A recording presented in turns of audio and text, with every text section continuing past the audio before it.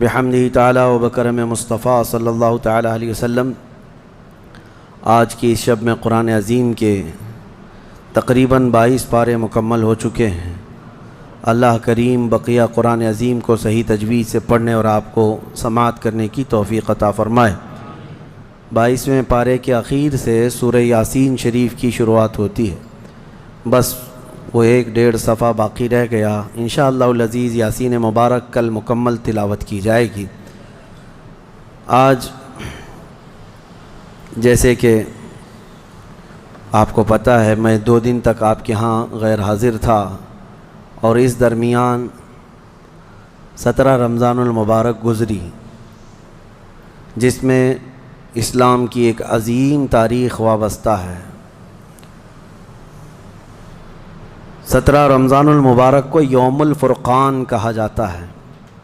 یوم الفرقان اس کا ایک نام ہے، یعنی حق اور باطل کے درمیان فرق پیدا کرنے والا دن، جس دن اسلام کی ایک عظیم جنگ بدر واقع ہوئی تھی۔ مجھے احباب سے یہ گزارش ہوئی، یہ خواہش ظاہر کی گئی کہ آج اصحاب بدر کے متعلق پھر سے میں یہاں پر ذکر کروں اور ان کے ناموں کی انشاءاللہ آج تلاوت بھی کروں۔ اس کی وجہ یہ ہے کہ ہمیں یہ ضروری ہے کہ ہمارے بچوں میں یہ عظیم تاریخوں کو منتقل کرتے رہیں۔ کربلا تو ہر سال سنتے ہیں، لیکن پھر کیوں سناتے ہیں؟ اس لیے کہ بار بار سننے سے جذبہ جوان رہتا ہے۔ ہمارے بچوں کو یہ کہانیاں نہیں ہیں، بلکہ ان کے جذبوں کو جوان رکھنے اور حوصلوں کو بلند رکھنے والی یہ دوائیاں ہیں۔ جنگ بدر، جس کو 14 صدیاں گزر گئے لیکن ظالم کفار آج بھی بھول نہیں سکے۔ جنگ بدر کا ایک رخ پوری دنیا جانتی ہے، بلکہ سب چڑھ کر کے بیان بھی کرتے ہیں اس کو، یہ دشمنان اسلام۔ اس کا پس منظر کیا تھا، وہ کیوں ہوئی تھی، اس پر کوئی کلام نہیں کرتے، کیونکہ درد مرنے کا زیادہ ہوتا ہے، تو یہ مرے زیادہ تھے۔ اس میں 70 کافر مرے تھے اور 70 قیدی بن کر کے آئے تھے۔ پوری جنگ بدر میں ان کفار کو صرف یہی دکھتا ہے کہ 70 لوگوں کو مارا اور 70 کو پکڑ کر کے قیدی بنا لیا۔ پوری جنگ بدر میں یہی نظر آتا ہے۔ لیکن میرے عزیزو، اگر انصاف کی عینک رکھنے والا غور سے ان حالات کو پڑھے گا تو اس نتیجے کو پہنچے گا، اسلام میں یہ جتنی جنگیں ہوئیں جس میں حضور پاک صلی اللہ تعالیٰ علیہ وسلم تشریف لے گئے، اکثر کا تعلق ڈیفنس سے ہے، یہ ڈیفینسیو رہی ہیں۔ اب میں آپ کو ایک چیز بتاتا ہوں، کیونکہ جنگ بدر کے احوال بتانے سے پہلے اس کا پس منظر بتانا ضروری ہے کہ کیوں ہوئی۔ اچھا، یہ بھی میں آپ کو کلیئر بتا دوں کہ یہ پہلی جنگ نہیں ہے، جیسے کہ مشہور ہے نا جنگ بدر، اس سے پہلے بھی چھوٹی چھوٹی جنگیں ہوئی ہیں، لیکن جو بڑی جنگ جس میں مقابلہ ہوا اور جس میں اللہ نے روشن فتح عطا کی، وہ بدر کی جنگ ہے، 17 رمضان المبارک 2 ہجری کو۔ انشاءاللہ میں سیرت کے درس میں عرض کروں گا، جنگ بدر سے پہلے بھی 6 جنگیں ہوئی ہیں تقریباً، جس میں کچھ صحابہ گئے تھے، کچھ میں حضور بھی گئے تھے، کچھ میں ہلکی پھلکی مڑبھیڑ ہوئی اور کسی میں جنگ نہیں ہوئی، لیکن جو بڑی یعنی صف آرا ہو کر جنگ ہوئی تھی وہ جنگ بدر، یہی 17 رمضان المبارک والی، یہ پہلی ہے۔ جیسے کہ ایک بدر اولا بول کر کے ایک جنگ مشہور ہے، اور بدر ثانیہ اس کو کہتے ہیں، یہ 17 رمضان المبارک والی، میں اس کو انشاءاللہ سیرت کے بیان میں عرض کروں گا۔ آج اس پر ہم فوکس کرتے ہیں کہ کیوں ہوئی۔ 13 سال مکہ مکرمہ میں نبی پاک صلی اللہ تعالیٰ علیہ وسلم نے گزارے اعلان نبوت کے بعد۔ ویسے تو 53 سال آپ وہاں رہے، 13 سال اعلان نبوت کے بعد کیا کیا تکلیفیں نہیں اٹھائیں۔ آپ نے سیرت کے درس میں بھی سنا ہوگا، اس رسول محترم صلی اللہ تعالیٰ علیہ وسلم کو مارا بھی گیا، پیٹا بھی گیا، ان کے ساتھیوں کو طرح طرح کے عذابات دیے گئے۔ تاریخ آج محفوظ ہے، لیکن ظالموں کو یہ نظر نہیں آتا آتنک کون پھیلایا ہوا تھا۔ یہی کفار تھے، یہ مشرکین تھے، یہ دہشت گرد تھے، مجھے بتاؤ رسول پاک کے غلاموں کو سولی پر لٹکا کر ان کی ناک کاٹنا، ان کے کان کاٹنا، ان کے ناخنوں کو پکڑ سے کھینچنا، کیا یہ دہشت گردی نہیں ہے؟ حضور پاک صلی اللہ تعالیٰ علیہ وسلم کے چہیتے صحابی حضرت عمار بن یاسر کو انہوں نے آگ میں جلایا تھا. حضرت بلال حبشی کو تو روزانہ رسی پیر میں ڈال کر کھینچا جاتا تھا. حضرت عامر بن فہیرہ، حضرت ابو فقیہہ، حضرت خباب ابن الارت، حضرت خبیب ابن عدی، حضرت سیدہ سمیہ، ان کو تو گھوڑے کے پیروں میں باندھ کر کے شہید کر دیا گیا تھا. کیسے طرح طرح کے عذابات دیے تھے کفار مکہ نے. ایک دو نہیں ہے، ظلم کی ایک لمبی داستان ہے. اور پھر پلس اس پر نبی پاک صلی اللہ علیہ وسلم کو ان کے خاندان سمیت سوشل بائیکاٹ کر کے رکھنا. حضور نے 3 سال تک 2 پہاڑیوں کے بیچ کے درے میں گزارے ہیں، اور ایسے کہ پورے مکہ والے پہرا لگا کر بیٹھتے تھے 24 گھنٹے تک نگرانی، کہ کوئی جا نہ پائے حضور تک، ان کے خاندان تک. ان دنوں میں نبی پاک صلی اللہ علیہ وسلم پتے کھاتے رہے اور چمڑوں کو ابال کر کے پانی میں وہ کھاتے رہے. 3 سال گزرے ہیں. جبکہ مشرکین مکہ میں سے ہی کچھ اہل خیرت جو تھے انہیں رحم آ گیا ان معاملات کو، اور انہوں نے یہ معاہدہ توڑا. وہ آ کر کے، کوئی دوسرے نہیں، صحابہ نے نہیں، جو کافر تھے انہی میں سے 10-12 لوگ، انہوں نے دیکھا اتنی تکلیف یہ ہم میں ہی سے تو ہیں، اور وہ بھی قریش خاندان جو ہم میں سے سب سے معزز خاندان ہے، اس کا ایسا بائیکاٹ کرنا کہ ان تک ایک چاول کا دانہ نہ پہنچے. یہ کیسی مصیبتیں ڈال کر رکھی گئیں اپنے بھائیوں پر. مشرکین نے خود یہ توڑا تھا معاہدہ، اور پھر ان کو ہر طرح کے سہولیات مہیا کر دی تھی حضور کے خاندان کو. یہ تکلیفیں. 70 صحابہ مکہ چھوڑ کر کے حبشہ جا چکے تھے ہجرت کر کے. معمولی بات ہے، آپ کے محلے سے 4 لوگ جائیں کیا حالات ہوتے ہیں.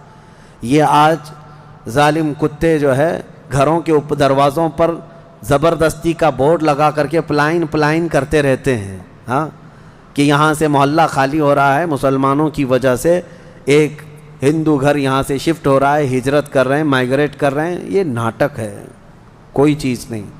کبھی تم نے تاریخ یہ بتائی کہ 70 صحابہ جو اپنا گھر بار سب چھوڑ کر، جس میں خود رسول اللہ کی بیٹی بھی ہیں، حضرت رقیہ اور حضرت عثمان غنی، دونوں حضور کے داماد بھی، حضور کی بیٹی بھی ہیں، یہ حبشہ چلے گئے تھے ہجرت کر کے. حضور صلی اللہ علیہ وسلم کے خاندان کے کتنے لوگ، حضرت جعفر طیار مولا علی کرم اللہ وجہہ الکریم کے سگے بھائی ہیں. حضور پاک صلی اللہ علیہ وسلم کے خاندان کے کتنے لوگ نکل کے جا چکے تھے حبشہ میں، ایتھوپیا. عرب لوگ افریقہ میں جا کر کے رہ رہے ہیں. اور پھر اس کے 3 سال کے بعد حضور خود ہجرت کر کے چلے گئے مدینہ. تو حضور ہجرت کر کے گئے تو کیا اکیلے گئے؟ 1 سال نہیں گزرا تھا کہ مکہ میں جتنے مسلمان تھے سب کے سب ہجرت کر کے مدینے چلے گئے. مکہ والوں کو سکون سے رہنا چاہیے نا، بات ہو گئی نا. میں آپ کو بتا دوں، کفار و مشرکین کبھی کسی بات سے راضی نہیں ہوتے، اور نہ کبھی یہ سکون، ذہنی سکون ان کو نہیں حاصل ہو سکتا. تم اگر کوئی محلہ چھوڑ کر کے بھی چلے گئے تو تمہارے سے دشمنی ان کی کم نہیں ہوتی. جو دشمن ہے وہ دور بیٹھ کر کے ہی جلتا رہتا ہے کہ وہاں سکھ سے کیوں رہ رہے ہیں یہ لوگ، یہاں سکون سے کیوں رہ رہے ہیں لوگ. مدینے جب رسول پاک اور ان کے صحابہ گئے تو مکہ والوں کو تو جو معاملہ تھا ختم ہو گیا. جن سے تمہاری روزانہ لڑائی ہوتی تھی وہ جا چکے، نہ ان کے صحابہ ہیں نہ وہ رسول پاک وہاں پر ہیں. نہیں، اس کے باوجود ان کفار مکہ نے کیا کرنا شروع کیا؟ 10 لوگ، 15 لوگ، 20 لوگ کبھی جتھا بنا کر کے مدینے تک جاتے تھے. رات کے وقت وہاں کے مسلمانوں کے باغیچے کھجوروں کے جلا کے آ جاتے. اور کبھی اگر 2-4 صحابہ مسلمان باہر نظر آتے تو ان کو پکڑ کر پیٹتے تھے، مارتے تھے. کہاں پر؟ مدینے میں جا کر. جب اس قدر ظلم بڑھ گیا تب میں آپ کو بتاؤں 13 سال کے بعد اللہ نے جہاد کا حکم نازل فرمایا. اے محبوب کھڑے ہو جائیں اور جو آپ سے لڑ رہے ہیں ان سے مقابلہ فرمائیں. 13 سال تک تو کبھی لڑنے کا حکم نہیں آیا. مدینہ طیبہ میں جانے کے بعد جب مسلمانوں کی اپنی ریاست بن گئی، وہاں اپنی ایک حکومت اسٹیبلش ہو رہی ہے، تب یہ جا کر کے اگر اس کے اندر دسیسہ کاری کریں، پیوند کاری کی بجائے وہاں جا کر کے شب خون ماریں رات کے وقت، تو پھر اللہ تعالیٰ کا حکم نہیں آئے گا. میں اس کو اس سے قبل ایک مثال سے پوچھا تھا آپ کو. یہ کہتے ہیں نا, آج بھی ہم نے 22ویں پارے میں ایک آیت پڑھی ہے, ملعونین اینما ثقفوا اخذوا وقتلوا تقتیلا. اس کو وہ 26 آیتوں میں گناتے ہیں جس کو یہ لوگ کہتے ہیں آتنک کا بڑھاوا دیتی. اللہ نے فرمایا لعنت کیے ہوئے لوگ ہیں یہ سب, جہاں پائے جائیں پکڑے جائیں اور ٹکڑے ٹکڑے کر کے مارے جائیں. یہ آیت ہے, اور یہ کہتے ہیں کہ یہ دیکھو آتنک کو بڑھاوا دیتی, یہی دیکھ کر کے مسلمان کاٹتے ہیں سب کو. میرے عزیزو, آیت جو نازل ہوئی کب ہوئی؟ یہی میں نے آپ کو یہی مثال اس سے قبل بتائی تھی. ہمارا دیش, ہمارا ملک امن و امان کے ساتھ رہ رہا ہے. 4 لوگ بھی اگر دشمن ملک کے ہمارے ملک میں داخل ہو جائیں تو ہائی اتھارٹی کیا حکم دے گی؟ سپریم کورٹ ہو یا وزارت داخلہ, ہوم منسٹری ہو یا کوئی بھی ڈپارٹمنٹ کے لوگ کیا حکم دیں گے؟ یہ 4 دشمن جہاں پائے جائیں ان کو پکڑو اور مار دو. پولیس کو تو آن دا اسپاٹ شوٹ کرنے کا حکم ہوگا, انکاؤنٹر کر دیں ان کا. کیوں؟ ہمارے ملک کا نقصان کر سکتے ہیں. یہی بات تھی مدینے میں جا کر کے جب مکہ کے کفار نقصان کر رہے تھے, صحابہ کو مار رہے تھے, حکم آیا کہ اب ان کے ساتھ نرمی نہیں, اب ان کے ساتھ لڑو اور اپنی جان کی حفاظت کرو. آج ہر ملک اتنا ڈیفنس کا اختیار رکھتا ضرور ہے. جاؤ گھس کر کے دکھاؤ کسی ملک میں, بغیر ویزے کے جائیں گے تو پکڑ کر کے مار ڈالیں گے, بارڈر کراس کرو تو شوٹ کر دیں گے, جبکہ چوری کرنے کی نیت نہ ہو تب بھی. لیکن اسلام جو مارنے آ رہے تھے ان کو مارنے کا حکم دیا. اب سنو بدر کیوں ہوئی تھی. مسئلہ یہ تھا, دوسری ہجری تھی, مکہ مکرمہ میں قافلہ تجارت کا قافلہ ملک شام جا رہا تھا. اچھا, اب شام کا جو لوکیشن ہے وہ مدینے کے پاس سے ہو کر گزرتا ہے. راستہ ایک شاہراہ ہے, یعنی جس کو کہتے ہیں ہائی وے, سب سے بڑا انٹرنیشنل ہائی وے اس زمانے کا, وہ مدینے کے پاس سے گزرتا تھا. تو ملک شام تجارت کے لیے جو جانے والے ہوتے تھے مکہ سے, وہ اسی راستے سے جاتے, مدینے کے پاس سے قریب سے گزرتا. قریب کا مطلب بہت قریب بھی نہیں. تو نبی پاک صلی اللہ علیہ وسلم نے فرمایا جب تک ہمارا مکہ والوں سے امن کا ایگریمنٹ نہ ہو جائے, معاہدہ نہ ہو جائے, ہم ان کا ہر راستہ بھی روکیں گے, ہم ان کا راستہ بھی روکیں گے. ہوتا ہے یا نہیں؟ اگر آپ کا کسی دوسرے سے جھگڑا ہو جائے تو آپ آس پاس کے راستے بھی بلاک کر دیں گے کہ دشمن ادھر کے راستوں کو بھی استعمال نہ کرے. یہی معاملہ تھا. حاج جو ہے دنیا کو میں بتاؤں, یہ راستہ روکنے والی بات کو بھی میں بتاتا ہوں. کہتے ہیں کہ مکہ والے تجارت کے لیے ملک شام جا رہے تھے تو ان کا راستہ روکنے کا کیا حق تھا؟ مدینے والوں کو کیا حق تھا؟ آج مجھے بتاؤ, جس ملک سے تمہاری دشمنی ہو جائے کیا وہ اپنا فلائی زون تمہیں یوز کرنے دے گا؟ تمہارا پلین بھی اڑ کے جا سکے گا اس ملک کے اوپر سے؟ سعودی نے تو ابھی بین کر رکھا تھا قطر کو, اس کا نہ پلین اترتا نہ ہی ہوائی اسپیس استعمال کر سکتا تھا. قطر جو ہے کوئی چیز استعمال نہیں کر سکتے. ان کی آپسی دشمنی میں جب یہ راستے بند کر سکتے ہیں, آپسی دشمنی تھی یہ, کون سی اسلام اور کفر کی دشمنی. اسی طرح سے ایران پر جو پابندیاں ہیں, ایران کا ایک جہاز جس سے اس کے سفارتی تعلقات نہیں, کیا وہ اسرائیل کے اوپر سے اڑ سکتا ہے؟ نہیں اڑ سکتا. راستے تو آج بھی ان لوگوں نے بند کر رکھے ہیں ایک دوسرے کی تجارت کے, ٹریڈنگ پابندیاں آج بھی چلتی ہیں. 1400 سال پہلے جب نبی پاک صلی اللہ علیہ وسلم نے صرف ان کا راستہ روکنے کی بات کی تو آج یہ پوری دنیا کے جو ماڈرن اپنے آپ کو کہتے ہیں اور بہت زیادہ ویل ایجوکیٹڈ سمجھتے ہیں, ان کے پیٹ میں درد ہونے لگتا ہے کہ یہ کیسا راستہ روکنے والا کیا سسٹم تھا. راستہ روکنے والا وہی سسٹم تھا جو آج تمہارا باپ روکتا ہے امریکہ. جس طرح سے لوگوں کے اوپر تجارت کی پابندیاں لگاتا ہے, جس طرح سے ہائی ڈیوٹی کسٹم لگا کر کے لوگوں کی اکنامک کو گراتا ہے, یہ تو وہی سسٹم ہے نا. لیکن نبی پاک صلی اللہ علیہ وسلم نے ایسا نہیں کیا تھا. صحابہ کرام کو مدینے سے کہا کہ دیکھو اگر ان کا قافلہ تجارت کا شام جا رہا ہے تو ہم جائیں گے, راستہ روکیں گے. حضور اپنے صحابہ کو لے کر نکل پڑے. یہ 17 رمضان جنگ بدر کی بات نہیں کر رہا ہوں، اس سے پہلے کی بات کر رہا ہوں. 6 مہینے پہلے حضور گئے، چند مہینے پہلے یا چند دن پہلے، ایگزیکٹ نہیں کہہ رہا ہوں. تو ابو سفیان قافلہ تجارت کا جو لے کر جا رہا تھا وہ سپہ سالار یا امیر قافلہ تھا. اس کو خبر ہو گئی کہ نبی پاک صلی اللہ تعالیٰ علیہ وسلم اپنے صحابہ کے ساتھ میرا راستہ روکنے آئے ہیں، تو راستہ کاٹ لیا اور ملک شام دوسرے راستے سے پہنچ گیا. حضور پاک صلی اللہ علیہ وسلم کو نہیں ملا. حضور واپس مدینے آ گئے. کئی دن گزرے، ملک شام میں اس نے تجارت کی، خوب نفع کمایا اور واپس مکہ تو جانا تھا. تو مکہ جب جانے لگا تو پھر میرے آقا کو خبر آئی. نبی پاک صلی اللہ علیہ وسلم نے پھر صحابہ سے کہا کہ چلو پھر سے اس کا راستہ روکتے ہیں. پھر گئے، لیکن اس بار ابو سفیان پھر خبر پا کر کے دوسرے راستے سے چلا گیا مکہ. لیکن مکہ پہلے ہی ابو سفیان نے قاصد بھیج دیا تھا، کہا تھا کہ محمد اور ان کے ساتھی تمہاری تجارت کو لوٹ لیں گے، ختم کر ڈالیں گے، قافلہ تمہارے ہاتھ نہیں آئے گا، تم ہماری مدد کے لیے آؤ. یہ قاصد مکہ جیسے ہی پہنچا وہاں کھلبلی مچ گئی، سب جمع ہو گئے جتنے خاندان تھے کہ ہمارا بھی مال ہے، ہمارا بھی مال ہے. اور ابو جہل تو بھڑکا رہا تھا، خوب بھڑکا رہا تھا. سب کو جمع کر لیا، لیکن اتفاق ایسا کہ وہ مکہ والوں کے نکلنے سے پہلے ابو سفیان اپنی تجارت کا قافلہ صحیح سلامت مکہ لے کر پہنچ گئے. بات ختم ہو گئی، تجارت کا قافلہ آ گیا.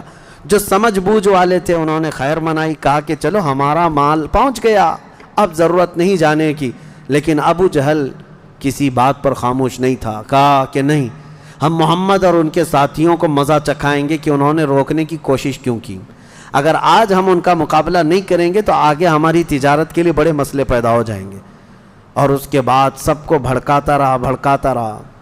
کتنے بہت سارے چھوڑ کر چلے گئے، لیکن پھر بھی ابو جہل کے بہکاوے میں جتنے آئے وہ 1000 کی تعداد میں تھے. اور وہ لوگ پورے ہتھیار سے لیس ہو کر ساز و سامان سب لے کر کے نکل پڑے مدینے آنے کے لیے، کہ مدینے جا کر کے ان کا سب اینٹ سے اینٹ بجا کر کے آئیں گے.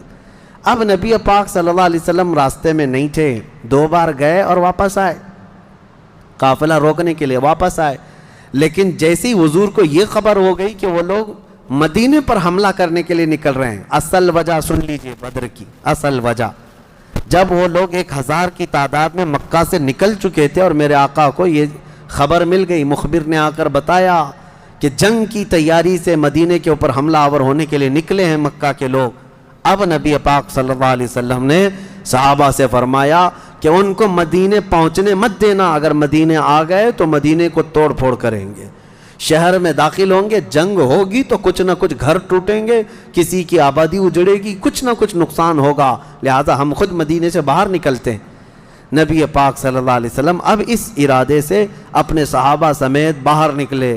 اس میں تعداد مختلف روایات کے مطابق 313 314 315 319 اور ایک میں 360 اصحاب بدر کی تعداد پہ الگ الگ روایات ہیں. 313 صحابہ کی روایت بہت سارے محدثین نے روایت کی ہے، اور 360 کی بھی روایت ہے، 360 لوگ بھی تھے. بہرحال وہ اس طور پر کہ بچے دوسرے لوگ سب ملا کر کے کسی نے شمار کیا اور کسی نے صرف خالص جنگ کرنے والوں کو شمار کیا. اس میں سارے بڑے بڑے اجلہ صحابہ ہیں، سیدنا ابو بکر صدیق، سیدنا عمر فاروق، سیدنا حیدر کرار، علی مرتضی رضی اللہ تعالیٰ عنہ، دیگر اصحاب. ہاں، حضرت عثمان غنی رضی اللہ تعالیٰ عنہ اس میں شامل نہیں تھے. اس کی وجہ یہ تھی کہ حضور صلی اللہ علیہ وسلم کی بیٹی حضرت رقیہ بیمار تھیں، مدینے میں تھی. نبی پاک صلی اللہ تعالیٰ علیہ وسلم نے حضرت عثمان سے کہا کہ تم اپنی اہلیہ میری بیٹی کی تیمارداری میں رہو، تمہیں بدر میں شریک ہونے کا برابر ثواب دیا جائے گا. حضرت عثمان غنی مدینے میں تھے. اسی وجہ سے آج بھی اصحاب بدر کے ناموں کی جب تلاوت ہوتی ہے نا تو حضرت عثمان کا نام بھی اس میں آتا ہے. وہ اگرچہ جنگ میں گئے نہیں تھے لیکن اسماء بدر میں ان کا نام شامل ہے. آپ پڑھ کر کے دیکھنا یا سننا تو حضرت عثمان غنی کا بھی نام ہے، کیونکہ مال غنیمت جب تقسیم ہو رہا تھا تو حضور نے حضرت عثمان کو بھی اس میں سے حصہ دیا تھا. خیر، جب نبی پاک صلی اللہ تعالیٰ علیہ وسلم یہ صحابہ کو لے کر نکلے، اب مدینے سے 160 کلومیٹر مکہ کی طرف کا یہ راستہ ہے بدر. بدر ایک علاقے کا نام ہے، وہاں ایک کنواں تھا. جس کا نام بدر تھا، جس کی وجہ سے اس علاقے کا نام بدر پڑا۔ اب حالات دیکھیں کیسے آزمائش کے بڑھتے گئے۔ میں مختصراً انداز میں آپ کے سامنے رکھوں گا۔ یہ جنگ کا پس منظر تھا، حضور لڑنے کے لیے گئے نہیں تھے بلکہ ڈیفینس کے لیے، کہ مکہ والے نکل چکے تھے۔ اب مکہ والے آ کر جس جگہ پڑاؤ کیے وہ بھی بدر تھا، وہاں کنواں تھا، پانی تھا، اس کے لیے وہاں پر ان لوگوں نے بھی قیام کیا۔ میرے آقا صلی اللہ علیہ وسلم نے بھی اپنا لشکر انداز کر دیا، صحابہ وہاں پر اتر پڑے، سب کے خیمے لگ گئے اور کنویں کے پانی پر بھی قبضہ ہوا۔ اس کے بعد دیکھا صحابہ کے دل گھبرائے ہوئے تھے، کیونکہ حضور صلی اللہ علیہ وسلم اور صحابہ کو جو زمین ملی تھی وہ ریتیلی زمین تھی، بالو کی زمین، پاؤں دھس جایا کرتے تھے، اور کفار مکہ جہاں پر اترے تھے وہ تو سخت سپاٹ فلیٹ زمین تھی، مٹی کی زمین تھی، اور اس میں گھوڑے اچھی طرح دوڑتے تھے۔ یہ ریتیلی زمین پر گھوڑوں کے پیر بھی گھس جاتے اور انسانوں کے بھی۔ اچھا یہ بات بھی میں بتا دوں، کل تعداد صحابہ اکرام رضوان اللہ تعالی علیہم مجمعین کے ساتھ 313 صحابہ میں صرف 4 گھوڑے تھے، 4 گھوڑے، یہ 4 گھوڑوں پر بیٹھ کر کے گئے ہیں۔ کون سوار ہوا ہوگا، کون پیدل چلا ہوگا؟ اور اونٹوں کی کچھ تعداد، اس کے علاوہ تلوار سب کے پاس نہیں، اور جس کے پاس ہے ان کی سبزیاں بھی کٹتی نہیں۔ ان حالات میں تو وہ گئے تھے۔ نبی پاک صلی اللہ تعالیٰ علیہ وسلم کے ساتھ جب گئے، اب وہاں پر صحابہ اکرام کے دلوں کے اندر تھوڑی گھبراہٹ آنے لگی کہ ہم زمین اس طرح کی ہے، اور تعداد جب ان کی دیکھتے ہتھیار سے لیس، تو یہ عرض کرتے کہ کیا ہوگا۔ پہلی جنگ ہو رہی تھی نا، آمنا سامنا پہلی مرتبہ ہو رہا تھا۔ اب نبی پاک صلی اللہ تعالیٰ علیہ وسلم سب صحابہ کو لے کر رات کو بیٹھتے ہیں۔ اب اس میں جو نبی پاک صلی اللہ تعالیٰ علیہ وسلم کے سامنے صحابہ اکرام سے مشورہ ہو رہا تھا، اب وہ ایمان کی بات ہے۔ حضور نے صحابہ کی بات یہ سنی کہ جو مہاجرین تھے وہ یہ کہہ رہے تھے کہ انصار کا تو کچھ گیا نہیں، ہمارا گیا ہے، مکہ میں ہمارے مال لوٹے، ہماری جائیدادیں لوٹیں، انصار مدینے میں رہتے ہیں، مکہ کے کفار نے ان کا تو کچھ بگاڑا نہیں۔ ہو سکتا ہے کہ انصار جو ہے جنگ میں انٹرسٹ نہ لیں، ان کا کیا گیا ہے، یہ مہاجرین کی جنگ ہے، انصار جو ہے ہو سکتا ہے انٹرسٹ نہ لیں، وہ نہ آئیں، یہ ان کے دلوں میں بات تھی۔ حضور پاک صلی اللہ علیہ وسلم نے محسوس کر لیا، کیونکہ 69 انصار صحابہ اس کے اندر تھے، 69 بڑی تعداد ہوتی، 70 صحابہ تقریباً انصار تھے۔ اب دلوں میں جب یہ بات آئی مہاجرین کے کہ پتہ نہیں ہے لڑیں گے کہ نہیں لڑیں گے، کیونکہ ان کا تو کچھ گیا نہیں ہے نا، جیسے آج لوگ کہتے ہیں میرا تھوڑی نا اس سے کوئی مسئلہ ہے۔ تو پھر نبی پاک صلی اللہ علیہ وسلم نے رات کے وقت انصار صحابہ کو پہلے بلایا، سب بیٹھے ہوئے تھے، مشورہ کرنا تھا۔ سید الانصار حضرت سعد ابن معاذ رضی اللہ تعالیٰ عنہ انصار کے سردار تھے، بلایا اور پوچھا کہ تمہارا کیا مشورہ ہے، آپ کا کیا مشورہ ہے جنگ کے سلسلے میں۔ سنو، حضور پاک صلی اللہ تعالیٰ علیہ وسلم کی بارگاہ میں حضرت سعد بن معاذ سب سے پہلا جواب کیا دیتے ہیں؟ کہتے ہیں یا رسول اللہ صلی اللہ علیہ وسلم، پورے انصار کی طرف سے تو میں ترجمانی کرنے کے لیے کھڑا ہوں، لیکن میرے آقا کیا ہم بھی کوئی پوچھے جانے کی چیز ہیں؟ آپ کے سلسلے میں ہم بھی کوئی پوچھے جانے کی چیز ہیں؟ اور حضرت سعد ابن معاذ کہتے ہیں قسم رب ذوالجلال کی، مدینے سے برق الغماد یمن تک بھی آپ جائیں، انصار کا ہر بچہ آپ کے قدموں کے ساتھ ہوگا۔ آپ تو صرف بدر تک آئے یا رسول اللہ، اگر ہمیں پیدل یمن تک بھی لے جاتے ہم آپ کے پیچھے جاتے۔ ان کے الفاظ میں سناؤں، ایمان تازہ ہو جاتا ہے۔ حضرت سعد ابن معاذ رضی اللہ تعالیٰ عنہ فرماتے ہیں یا رسول اللہ صلی اللہ علیہ وسلم، آج میں سارے انصار صحابہ کی طرف سے ترجمانی کرتے ہوئے، جس کو کہتے ہیں ریپریزنٹیٹیو، میں کھڑا ہوں، عرض کرتا ہوں میرے آقا اگر کسی کے ذہن میں یہ بات ہے تو وہ نکال دے کہ ہم صرف اپنے وطن میں رسول اللہ کی مدد کرتے ہیں، بلکہ اللہ کے نبی صلی اللہ تعالیٰ علیہ وسلم جس کونے میں جائیں گے انصار کو وہاں حضور پائیں گے۔ اب حضور کی بارگاہ میں عرض کرتے ہیں آقا آپ کو کل اختیار ہے، آپ کو کل اختیار ہے۔ اب سنو حضرت سعد ابن معاذ کے یہ بدر کے میدان سے ایک دن پہلے کے الفاظ ہیں، ایک دن پہلے کے الفاظ ہیں، یا رسول اللہ صلی اللہ علیہ وسلم آپ کو کل اختیار ہے، جس کا رشتہ ملانا ہے ملا دیجیے آپ، اور جس کو توڑنا ہے آج ہی آپ فرما دیں، ہم ہمیشہ آخری سانس تک کے لیے توڑ دیں گے۔ اگر آپ فرما دیں کہ اس کی بیوی اس کے لیے حلال نہیں، اس کا بیٹا نہیں، یا رسول اللہ آخری سانس تک ہم اس سے رشتہ توڑ دیں گے۔ یہ بدر میں جانے سے پہلے حضرت سعد بن معاذ کہتے ہیں، جس کا رشتہ آپ ملانا چاہیں میرے آقا ملا دیں، اور جس کا ختم کرنا چاہتے ہیں توڑ دیں، اور جس کو موجودہ حالات میں رکھنا چاہتے ہیں میرے آقا پسند فرما لیں، اور ہمارے مال آپ کے لیے حاضر ہیں یا رسول اللہ، اور ہمارے جس قدر منشا ہو قبول فرمائیں۔ ہاں، حضرت سعد بن معاذ کہتے ہیں ہمارے پاس جو کچھ بھی ہے یا رسول اللہ یہ ہمارا مال حاضر ہے۔ اب یہ دیکھو ادب کے الفاظ، حاضر ہے یا رسول اللہ، جتنا آپ کو چاہیے ہمارا پورا مال قبول کر لیں، اور جتنا چاہے چھوڑ دیں، اور قسم رب ذوالجلال کی جو آپ نے چھوڑ دیا وہ دنیا کی سب سے بری چیز ہے ہمارے لیے، جو آپ نے قبول کیا وہ ہمارے لیے سب سے عمدہ چیز ہے۔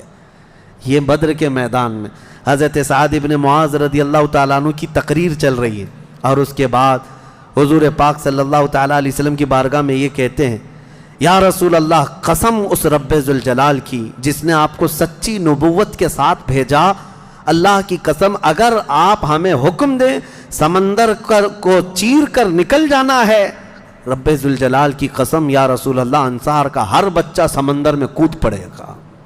یہ بدر سے پہلے کی تقریر۔ اب ان کی تقریر سن کر حضور بڑے خوش ہوئے۔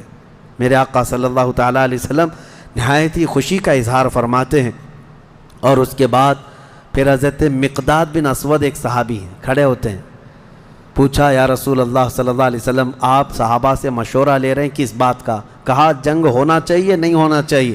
حضرت مقداد بن اسود کہتے ہیں یا رسول اللہ ہم بنی اسرائیل نہیں ہیں جنہوں نے موسیٰ علیہ السلام سے کہا تھا اے موسیٰ آپ اور آپ کا خدا جائیے قوم جبارین سے لڑیے، ہم یہاں بیٹھ کے دیکھیں گے۔ نہیں یا رسول اللہ ہم امت محمدیہ ہیں، جہاں میرے آقا کا پسینہ گرے گا ہم سب کا خون کا قطرہ وہاں گرے گا، جب تک ہمارے جسم میں آخری قطرہ بھی خون کا باقی ہے ہم میں سے کوئی پلٹنے کا تصور بھی نہیں کرتا۔ یہ رسول پاک صلی اللہ علیہ وسلم کے چہیتے صحابہ کی تقریریں تھیں، سب کے جذبے جوان تھے، کوئی لوٹنا نہیں چاہتا، کوئی پلٹنا نہیں چاہتا۔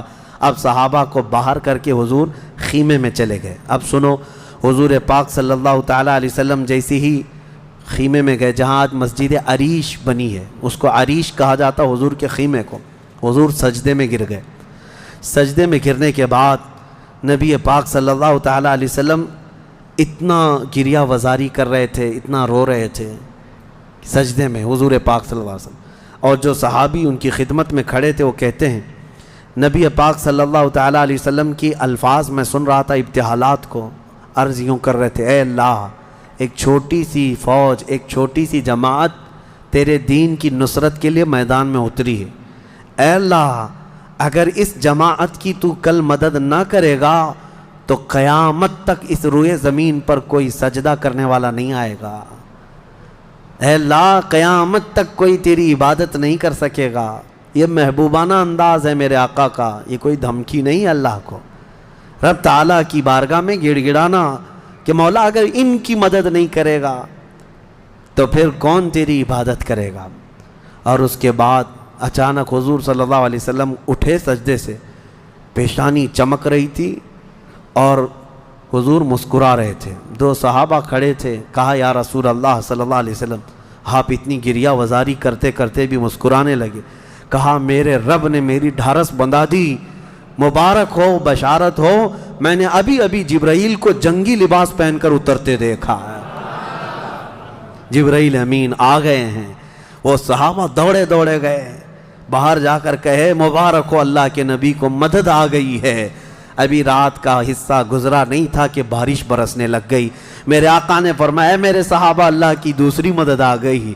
صحابہ نے پوچھا یہ کیسے؟ کہا جاؤ میدان میں دیکھو، ریت کی زمین پر بارش ہوئی تھی تو ریت پوری جمع ہو گئی، مضبوط ہو گئی، اور کافروں کی زمین پر بارش برسی تو کیچڑ ہو گیا، ان کے پیر پھسلنے لگ گئے، ان کے گھوڑے بدکنے لگ گئے، اور صحابہ کے پیر ریت میں بالکل مضبوط جم کر رہ گئے۔ हुजूर ने फरमाया बारिश भी अल्लाह ने तुम्हारी मदद के लिए नाजिल फरमाए। सुबह उठते हैं, सुबह होती, हुजूर अकरम नहीं रात के वक्त ही, अभी रात का वक्त है, सहाबा के दिल की तसल्ली के लिए मेरे आका अपने हाथ में एक छड़ी लेकर जाते हैं मैदान में। सहाबा पीछे पीछे हैं, लकीर खींचा, हुजूर ने फरमाया कल यहाँ अबू जहल गिर के मरेगा। दूसरी लकीर खींचा और कहा यहाँ उत्बा मरेगा। तीसरी लकीर खींच कर कहा यहाँ शैबा मरेगा। ये बड़े बड़े पहलवानों के नाम हुजूर गिना रहे थे। सहाबा दिल ही दिल में खुश हो रहे थे, उनका यकीन कामिल इतना था नबी ने जो फरमा दिया वो होकर रहेगा। रात के वक्त ही सहाबा को ये मालूम था इन कुफ्फार के कितने विकेट गिरने वाले हैं, कितने पहलवान ज़मींबोस होने वाले हैं, कितने मौत की घाट पहुंचने वाले हैं। सहाबा को ये मालूम हो गया था और दिल चौड़े थे, सीने कुशादा थे। सुबह होती है, नबी पाक सल्लल्लाहु तआला अलैहि वसल्लम अभी अपने खीमे में थे, अरीश में, मैदान बद्र के खीमे में थे। एक सहाबी दौड़ते हुए आते हैं, आकर के बारगाह मुस्तफ़ा में अर्ज़ करते हैं या रसूल अल्लाह सल्लल्लाहु अलैहि वसल्लम हमारी तादाद बढ़ गई, हमारी तादाद बढ़ गई। हुजूर पाक सल्लल्लाहु अलैहि वसल्लम से वो कह रहे हैं पहले काफिरों की तादाद इतनी ज़्यादा थी, 1000 की तादाद, सहाबा देखते घबरा जाते, और उस पर वो कमीने क्या कर रहे थे, रात भर नाच रहे थे, गाने गा रहे थे, कबाब भून रहे थे और नारे लगा रहे थे जीत हमारी, जीत हमारी, जीत हमारी, जीत हमारी। उनके अल्फाज थे, अशार गुनगुना रहे थे और रात भर खाना पीना, रक्स, सुरूर, ढोल बाजे सब चलता रहा। और इधर सहाबा इबादत में मसरूफ़ हैं, अल्लाह की बारगाह में गिड़गिड़ा रहे हैं। और सुबह जब हुई तो एक सहाबी दौड़ते हुए आए, कहा मेरे आका हमारी तादाद बढ़ गई है, 313 निकले थे लेकिन मैदान में अब बहुत ज़्यादा हो गए हैं हम लोग। हुजूर पाक सल्लल्लाहु अलैहि वसल्लम ने फरमाया मेरे चहेते जाओ, वो हमारी तादाद नहीं, अल्लाह के मलाइका आ चुके, अल्लाह के फरिश्ते आ चुके तुम्हारे इस फौज के अंदर। सहाबा कहते हैं जब मैदान में हम उतरे, अब ये 17 रमज़ानुल मुबारक जुम्मा का दिन था, यौमुल बद्र, यौमुल फुरक़ान जिसको कहते हैं। मेरे अजीज़ो, इस्लाम की अजीम तारीख़ पिनहा है, इसमें अजीम तारीख़ पिनहा है। नबी पाक सल्लल्लाहु तआला अलैहि वसल्लम की तरफ से मैदान बद्र में सबसे पहले उतरने वाले कौन लोग थे, कौन लोग थे? सबसे पहले नबी पाक सल्लल्लाहु तआला अलैहि वसल्लम की तरफ से हज़रत अमीर हमज़ा रज़ी अल्लाह तआला, दूसरे हज़रत अबू उबैदा बिन जर्राह, तीसरे हैदर कर्रार शेर खुदा अली मुर्तज़ा रज़ी अल्लाह तआला अन्हु। ये तीनों हजरात उतरे और इनके मुकाबिल में जो कुफ़ार आए थे वो अपने अपने वक्त के बड़े बड़े पहलवान थे, बड़े बड़े पहलवानों को उन्होंने उतारा था मैदान बद्र में। और जब मुकाबला हुआ तो सबसे पहला वार हज़रत अमीर हमज़ा का सामने वाले पर पड़ा, वो गाजर की तरह कटकर गिर गया एक ही वार में। हज़रत अबू उबैदा बिन जर्राह ज़ख्मी हुए, सामने वाले से थोड़े ज़ख्मी हुए, फिर हज़रत हमज़ा ने वो भी महाज संभाला और उनके मुकाबिल को भी मार कर गिराया। इधर हज़रत अली करमल्लाहु वजहुल करीम की उम्र कम थी, उस वक्त उनकी उम्र ज़्यादा नहीं थी, 22 साल की उम्र या 25 साल के उस वक्त की उम्र थी हज़रत अली करमल्लाहु वजहुल करीम की। उस वक्त हज़रत अली जब आए बिल्कुल जवानी, यानी 20-22 साल की उम्र, मौला अली करमल्लाहु वजहुल करीम ने उससे जब मुकाबला किया तो जुल्फ़िकार हैदरी ने ऐसा ज़र्ब लगाया कि उसकी लोहे की टोपी काटते हुए 2 टुकड़े हो गए। पहली मर्तबा बद्र के मैदान में आवाज़ आई थी सारे सहाबा की अल्लाहु अकबर, ये नारे तकबीर था जो सबसे पहले बुलंद हुआ। फरमाते हैं इस आवाज़ की हैबत ऐसी थी कि कुफ़ार के खीमे हिल गए और उनकी सफ़ों में हलचल मच गई, दहशत तारी हो गई। सहाबा के इसी नारे को देखकर अल्लामा इकबाल ने शेर कहा था, ये निकले थे मुड़ी हुई तलवारें लेकर, कटी हुई और जंग आलू तलवारें लेकर जिनसे सब्जी नहीं कटती थी, लेकिन जब नारा लगाए थे अल्लाह की मदद ऐसी आई थी कि ये सब ज़मीं बोस हो गए दुश्मन। इकबाल ने कहा था कुफ्र दम तोड़ देगा टूटी हुई शमशीर के साथ, कुफ्र दम तोड़ देगा टूटी हुई शमशीर के साथ, गर तुम निकला जाओ एक बार नारे तकबीर के साथ। ये उन्हीं सहाबा का नारा था जब उन्होंने पहली मर्तबा बुलंद किया। ये लड़ाई चलती रही शाम तक, शाम होने ना पाई, दोपहर तक इस लड़ाई को पहले एक के बाद दीगरे, उसके बाद फिर घमासान की लड़ाई हुई। लेकिन कुफार मक्का में से कुछ लोग कहते हैं ہم تو بڑے حوصلوں سے آئے تھے لڑنے کے لیے، بڑے حوصلوں سے آئے تھے، جن کو یہ مدینے میں مکہ میں پکڑ کے مارتے تھے وہ آج ان کے مقابل میں تھے، کوئی کسی کا غلام تھا، کوئی کسی کا رشتہ دار بھی تھا، لیکن مقابلے میں جب آئے وہ کفار مکہ کہتے ہیں ہم تو بڑے ہمت کے ساتھ لڑنے کے لیے آئے تھے، لیکن جب ہم لڑنے جا رہے تھے تو ہمارے مقابل میں اجنبی لوگ آ رہے تھے، اجنبی لوگ آ رہے تھے، اور ان کی ہیبت ایسی طاری ہوتی کہ ہم نے ان کو نہ مکے میں کبھی دیکھا تھا نہ مدینے میں کبھی دیکھا تھا۔ یہ وہ بدری ملائکہ تھے جو جبرائیل امین کی سپہ سالاری میں آئے تھے۔ اب یہاں ایک بات میں بتانا چاہتا ہوں، ایک فرشتہ اتر جائے کافی ہے۔ آپ کو پتہ ہے قوم شعیب جب نافرمانی کر رہی تھی تو اللہ تعالیٰ نے عذاب کیا بھیجا تھا؟ جبرائیل امین علیہ السلام کو اتارا تھا، انہوں نے ایک چیخ ماری تھی، چنگھاڑ، اور ان کی آواز کی ہیبت سے جتنے پہاڑوں میں تھے یہ قوم شعیب سب کے بھیجے کانوں سے نکل آئے تھے اور زمین پر گر کر مر گئے تھے۔ تو یہاں جبرائیل امین اکیلے آ جاتے، صرف آواز لگاتے، کسی کو تلوار اٹھانے کی بھی ضرورت نہیں، یہ 1000 پورے کیڑے مر جاتے۔ لیکن یہ وجہ کیا ہے؟ مفسرین نے فرمایا یقیناً ایک فرشتہ بھی مدد کے لیے کافی ہوتا، لیکن اللہ نے بدر کے میدان میں 5000 فرشتے اتارے، یہ عظمت مصطفیٰ کے لیے، یہ رسول اللہ کی عظمت کے لیے۔ کبھی کبھار تعداد جو ہے وہ شان بتانے کے لیے ہوتی ہے، عظمت بتانے کے لیے ہوتی ہے۔ ہاں ایک جھنڈا کافی ہوتا ہے، لیکن کبھی 10 جھنڈے لگاؤ تو اس کی عظمت بڑھ جاتی ہے۔ ہاں 2 باڈی گارڈ کافی ہوتے ہیں، لیکن 10 کھڑے ہو جائیں تو اس کی ہیبت اور طاری ہوتی ہے۔ یہ ایک انسانی ذہن بنا ہوا ہے۔ اللہ تبارک و تعالیٰ نے اپنے محبوب کی عظمت شان کی وجہ سے 5000 ملائکہ کو اتارا۔ اب یہ جنگ ہوتی رہی، اس میں صحابہ تو لکڑیوں سے جنگ کرتے رہے، سب تلواروں سے نہیں، کچھ صحابہ تو لکڑیوں سے جنگ لڑتے رہے، اور لکڑیوں سے ہی کئی کو مار کے گرایا، اور 70 جو ہے موت کے گھاٹ اتر گئے۔